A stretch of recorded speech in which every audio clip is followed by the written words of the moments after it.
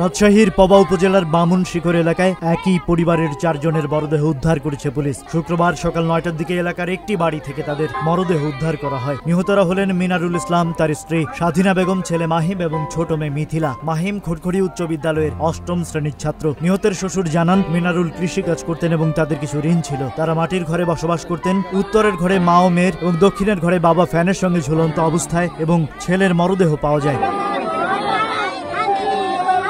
মতিয়ার থানার ভারপ্রাপ্ত কর্মকর্তা আব্দুল মালেক জানিয়েছেন, মানসিক হতাশা এবং ঋণের কারণে এই ঘটনা ঘটতে পারে। মরদেহগুলো ময়না তদন্তের জন্য রাজশাহী মেডিকেল কলেজ হাসপাতালে পাঠানো হয়েছে।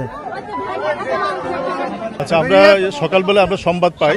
সংবাদ পেয়ে আমাদের থানা পুলিশ সবাই আমরা আসি এখানে। ঘটনাস্থলে এসে আমরা দেখি যে উনার এখানে মিনারুল ইসলাম, উনার বয়স আনুমানিক 35-36 হবে।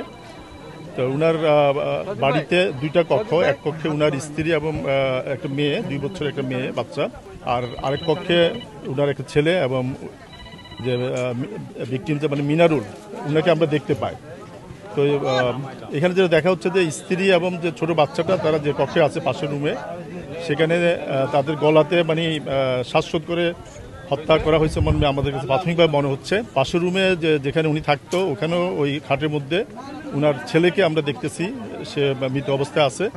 সেও শ্বাসরোধ করে হত্যার মতো মনে হচ্ছে। এবং ভিকটিম যিনি অর্থাৎ মিনারুল, উনি ফ্যানের মধ্যে ঝুলিয়ে নিচে একটা আছে, চেয়ার আছে, ঝুলিয়ে আত্মহত্যা করছে প্রাথমিকভাবে মনে হচ্ছে।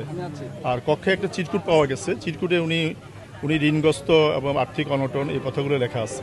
রাজশাহী প্রতিনিধি আজিজুল ইসলামের পাঠানো তথ্যচিত্রে ডেস্ক রিপোর্ট।